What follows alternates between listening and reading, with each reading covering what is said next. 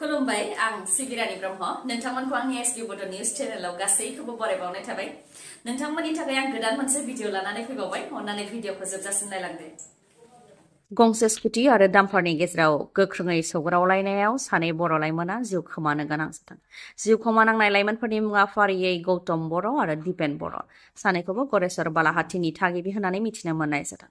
बगामाथिनिफ्राय गरेस्वर फारसे थांबाय थादोंमोन। बेयावनो स्कुटि आरो डाम्पारनि गेजेराव सौग्रावलायदों। जाथाय जानायनि उनाव डाम्पार सालायग्रा गारिखौ गारनानै जाथायनिफ्राय खारखोमालाङो होननानै मिथिनो मोननाय जादों। AS018C8143 बे नाम्बार प्लेट थानाय डाम्पार गारिनि सौग्रावनायावनो गौतम बर' आरो दिपेन बर'आ जिउ खोमानो गोनां जादों। आसाम एसेम्ब्लियाव 2026-27 मायथाइनि बाजेटखौ थिसनबाय, जेराव BTCनि थाखाय 4,028 कोटि रां दैखांनाय जादों आसाम एसेम्ब्लियाव। जोंहा बे बाजेटखौ लानानै बारा गोजोननाय गैया BPF सरकारा। BPFनि मावफुं सोद्रोमा देरहासात बसुमतारिया बेनि सायाव गोजोननाय गैयैखौ खेंसालियायै फोरमायथियो। BTCनि थाखाय आसाम सरकारा होनाय बाजेटखौ लानानै बिथाङा बुंथियो दि बाजेटखौ लानानै गोजोननाय दं होनोब्लाबो गोरोन्थि जागोन आरो गोजोननाय गैया होननानै बुङोब्ला सरकारनि हेंथा बुंनाय जागोन। BTCनि खामानि मावनो थाखाय नांबावगौ जानाय रांखौ लाबोनो थाखाय हाग्रामा महिलारिया जाहाथे राहा खालामो बेनि थाखायबो खावलायो बिथाङा। आरो आसाम एसेम्ब्लियाव BTCनि थाखाय दैखांनाय 4,028 कोटि रांखौ जाहाथे थाबैनो रिलिज खालामनानै हरो, जाहाथे BTCनि खामानिफोरखौ थाबैनो मावनो हायो बेनि थाखायबो खावलायो बिथां देरहासात बसुमतारिया। ओजोंहाय BPFनि MLA रेहन दैमारि बिथाङा गोबां खोथाफोरखौ लानानै सदनाव दाबि खालामदोंमोन, जेरै सनितपुर, बिश्वनाथ, दरं आरो नलबारिनि गासै 86 गामिफोरखौ 2022, 23 आरो 24 आव BTCआव सोनाय जादोंमोन। बे 86 गामिफोराव जौगानायनि खामानि मावनो थाखाय जाहाथे आसाम एसेम्ब्लिनि बाजेटआव थिसनो बेनि थाखाय BPFनि MLA रेहन दैमारिया सदनाव दाबि दैखांदोंमोन। बिथाङा फोरमायथिदों दि बेफोर गामिफोरखौ BTCआव सोदोंब्लाबो बेफोर गामिफ्राव जौगानायनि खामानिखौ मावनो थाखाय BTCआव रां सोफानाय जायाखै, जायनि थाखाय 2022 मायथाइनिफ्रायनो बेफोर गामियाव जेबो जौगानायनि खामानि जायाखै। जेरै सनितपुर जिल्लानि माखासे गामिफोरा पन्चायतआव गोग्लैयोमोन आरो माखासेया रेभिनिउआव गोग्लैयोमोन, नाथाय बेफोर गामिफोरा BTCआव हाबनायनि उनाव BTC सरकारा बेफोर गामिफोरनि खामानिखौ मावसिगोन होननानै आसाम सरकारनिफ्राय एंगारनानै होनाय जाबाय। नाथाय बेफोर ओनसोलनि थाखाय आसाम सरकारनाव जि बाजेट दंखायोमोन जौगानायनि खामानिखौ मावनो थाखाय, बेफोर बाजेटखौ BTCआव हरनाय जायाखै। बेनिखायनो बेफोर गामिफोरखौ BTCआव हरनायजों लोगोसे बेफोर गामिनि जौगानायनि जि बाजेट बेखौबो जाहाथे BTCआव हरफायो बेनि थाखाय दाबि खालामदोंमोन रेहन दैमारि बिथाङा। बेनि अनगायैबो गहपुराव गंसे सार्कोल अफिसजों लोगोसे गंसे BDO अफिस बानायनो थाखायबो दाबि दैखाङो रेहन दैमारि बिथाङा। मानोना गहपुरा उदालगुरिनिफ्राय प्राय 150 किल'मिटार गोजानाव दङ। गहपुरनि सुबुंफ्रा फिसा सार्टिफिकेटनि थाखायबो उदालगुरियाव 150 किल'मिटार जानथाय हान्थिनानै फैनो गोनां जायो। हा-हुनि खामानिनि थाखाय उदालगुरि बा माजबादाव फैनो गोनां जायो। बेबायदि बेलायाव उदालगुरियाव जिरायनानै सासे सार्कोल अफिसार बा BDOआ बेफोर खामानिखौ मावनाया गोरलै नङा। बेनिखायनो गहपुरावनो जाहाथे गंसे BDO अफिसजों लोगोसे गंसे सार्कोल अफिस बानायो बेनि थाखायबो दाबि खालामदोंमोन BPFनि MLA रेहन दैमारि बिथाङा। आसामनि लखिमपुरा नंखाय रां बानायनायनि गुबै जायगा जानानै फैबाय। थांनाय साननैसो सिगां नंखाय रां लानायनि दायाव सासे सुबुंखौ एरेस्ट खालामनायनि उनाव बिनाव सोंनाय फिन्नाय लानानै फिन लखिमपुरनिफ्राय सानैखौ हमनो हादों। मुङा मुक्सिदुल आलम आरो मतिबुर रहमान। नंखाय रांनि फालांगि खालामनायनि दायाव सानैखौ पुलिसा हमदों। बेनि उनाव सानैनि सायावबो एनकाउन्टार खालामदों। पुलिसा फोरमायथिनाय बायदिब्ला इनभेस्टिगेशननि थाखाय बा सोंनाय फिन्नाय लानो थाखाय सानैखौबो लानानै थांबाय थानाय जादोंमोन गारिजों। बेयावनो सानैया सोलो खालामनानै पुलिसनि आखाइनिफ्राय खारनो नाजादोंमोन। बेयावनो पुलिसा बिसोरनि सायाव गुलि गावदों, जाय गुलिया सानै दुथांनि आथिङाव नांदों होननानै फोरमायथियो आरो पुलिसनि गुलि गावनायजों सानैयाबो जोखोम जानो गोनां जादों। उनाव बिसोरखौ फाहामथायनि थाखाय देहा फाहामसालियाव थिसननायबो जादों होननानै फोरमायथियो। 2026-27 मायथाइनि बाजेटखौ आसाम एसेम्ब्लियाव दैखांबाय।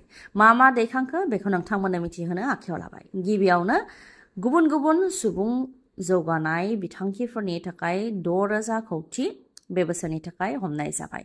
आइजोफोरनि रैखाथिनि थाखाय जाय हौवाया सासेनि बांसिन जुलि खालामगोन बियो जेबो सरकारि बिथांखि मोननाय नङा, जेरै PMAY बेसेन नाङै माइरं बायदिफोरखौ मोननाय नङा, लोगोसेनो न'खराव अरुणोदयबो मोननाय नङा। जुदि सोरखारि साख्रि मावनायब्ला साख्रियाबो थानाय नङा। आसाम माला बिथांखिनि गेजेरजों 800 किल'मिटार गोदान लामा बानायनाय जागोन। बेनि थाखाय 10,000 कौटि रां हमनाय जाबाय। रायजोनि मोननै एयारपर्ट काछाराव थानाय दलो एयारपर्ट आरो बिटिसिआव थानाय रुपसी एयारपर्टखौ गोबां जौगाहोनाय जागोन। रुपसीनिफ्राय जाहाथे सोनाब बंग, बांलादेश, भुटान आरो आसामनि गुबुन गुबुन एयारपर्टफोराव थांलाय फैलाय खालामनो हायो बेबायदि फोनांजाबखौ गोख्रों खालामनाय जागोन होननानै फोरमायथियो। दलो एयारपर्टनि थाखाय 3,000 कौटि रां हमनाय जादों बेखौ फोरमायथियो डक्टर हेमन्त बिश्व शर्मा बिथाङा। सावस्रिनि बेलायाव बे 5 बोसोराव सावस्रि बिफानाव 33,000खौ साख्रियाव थिसननाय जागोन होननानै फोरमायथियो। मोनफ्रोमबो साब सेन्टाराव साफायै डक्टरजों लोगोसे नार्स आरो गुबुन गुबुन बिबानाव गासै 33,000खौ थिसननाय जागोन होननानै फोरमायथियो। सोलोंथाइनि बेलायाव मोनफ्रोमबो जिल्लायाव मेडिकेल, इउनिभार्सिटि, इन्जिनियारिं कलेज बानायनाय जागोन। गोदान इउनिभार्सिटिफोरनि थाखाय 100 कौटि रां होनाय जासिगोन आरो गोजाम इउनिभार्सिटिनि थाखाय 50 कौटि रां आरो अट'नमास कलेजनि थाखाय 2 कौटि रां होनाय जागोन। सीएम आत्मनिर्भर आसाम आसनिनि गेजेरजों 50,000 लाइमोनफोरनो 2 लाख रां होनाय जागोन। बेनि अनगायैबो माखासे बिथांखिफोर होनायखौ दोनथ'नाय जादोंमोन, जेरै अरुणोदय, माइरं, सिनि, दालि बायदि बायदि होनायफोरखौ दोनथ'नाय जादोंमोन। दा आगस्ट दाननिफ्राय बेफोरखौ होफिननाय जासिगोन होननानै फोरमायथियो। बेनि अनगायैबो जायनाखि 2 लाख लाइमोनफोरनो साख्रि होनायनि रादाय दंमोन बेनि मादाव 1,15,000 लाइमोनफोरनो साख्रि होनाय जाखाबाय। बेखौ 2 लाखसिम लांनो थाखाय साख्रिनि पस्टखौ क्रियेट खालामनानै साख्रियाव थिसननाय जागोन होननानै फोरमायथियो आसामनि गिबि मन्थ्रि डक्टर हेमन्त बिश्व शर्मा बिथाङा। बिमाया गथ' जोनोम होनायनि उनाव बिमाया मेटारनिटि लिभ मोनो, नाथाय बिफाया पेटारनिटि लिभखौ आसामाव मोननो हायामोन। दा आसामावबो पेटारनिटि लिभखौ होनाय जासिगोन। 2 सप्तानि थाखाय बिफानोबो पेटारनिटि लिभ होनाय जासिगोन। उन्दै गथ'साखौ जोथोन लानायजों लोगोसे बिमाखौ जोथोन लानो थाखाय 2 सप्तानि थाखाय पेटारनिटि लिभखौ आसामाव होनाय जासिगोन। सोरखारि साख्रि मावनाय बिमाफोरा मेटारनिटि लिभ मोननायनि अनगायैबो ससाइटि आरो पाब्लिक सेक्टर आन्डारटेकिंआव मावनाय बिमाफोराबो मेटारनिटि लिभखौ मोननो हागोन। सोरखारि साख्रि मावनाय बिमाफोरजों समानैनो बिथांमोनहाबो मेटारनिटि लिभखौ मोननो हागोन। जोंनि हादराव क्राइमआ बांनायनिफ्राय बांदों। गाज्रि खामानि जेरै बुथारनाय, जिनाहारि खालामनाय, सिखाव दाखाथि, लुथिनाय बेफोरबायदि गाज्रि खामानिफोरा गोबां बांदों। सासेया गुबुन सासेनि सायाव फोथायनो हायै बायदि थासारि जादों जोंनि हादराव। फोरमायथिनो गोनांदि थांनाय साननैसो सिगां राजस्थानाव 13 बोसोर बैसोनि सासे उन्दै हिनजावसाखौ 30 दुथांफोरा जिनाहारि खालामबाय थादोंमोन। जाय जाथाया जोंनि भारत हादरखौनो लाजि फोनांदोंमोन। बेनि उनाव फिन जोंनि आसामावबो बेबायदिनो लाजिनांथाव जाथाय। 12 बोसोर बैसोनि हिनजावसाखौ सासे फुसका फानग्राया जिनाहारि खालामदों। जिनाहारि खालामग्रा फुसका फानग्रा दुथांनि मुङा हरेराम राय होननानै मिथिनो मोननाय जादों। रावबो गैयैनि खाबु लानानै सानथाम गावनि भारा थानाय न'आव उन्दै हिनजावसाखौ लांनानै जिनाहारि खालामहैदोंमोन। जिनाहारि खालामनानै बिलाघाटनि मोनसे बरफनि फेक्टरियाव थाखोमानानै दंमोन दुथाङा। बे जाथायखौ मिथिनो मोननायनि उनावनो पूर्वोत्तर हिन्दुस्तानी युब मोर्चानि सोद्रोमाफ्रा हरेराम रायखौ हमो। फोरमायथिनाय बायदिब्ला दुथां हरेरामनि न'आ समस्तिपुरनि दिहागावआव। क'क्राझाराव थानाय बेसि मेम'रियेल इंलिश सिनियर सेकेन्डारि स्कुला नोंथांमोननि थाखाय गोजोनथाव खौरां लानानै फैदों। हायार सेकेन्डारि फार्स्ट इयाराव मुं थिसननाय फरायसाफोरा फ्रि एडमिशन मोननो हागोन। लोगोसे हस्टेलावबो फ्रि एडमिशन मोननो हागोन।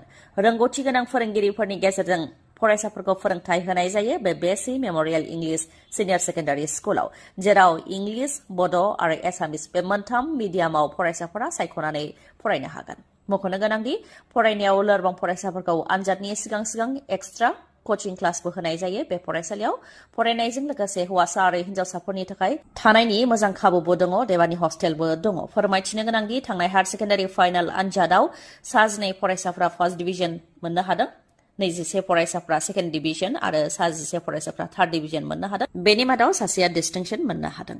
मोजाङै सुलाद लानो थाखाय 8638745056 नङाब्ला 9957015402 बे जानबुं नाम्बाराव नोंथांमोनहा फोनांजाबनो हागोन। गोजोन्थों। दिनैनि भिडिअ'आ एसेनोसै। गाबोन आरो गोदान भिडिअ'जों लोगो मोनफिनबावगोन। नोंथाङा दासिमबो आंनि चेनेलखौ साबस्क्राइब खालामाखैबा अन्नानै साबस्क्राइब खालामदो। लोगोसे लाइक, कमेन्ट आरो शेयार खालामनो दाबाव। गोजोन्थों।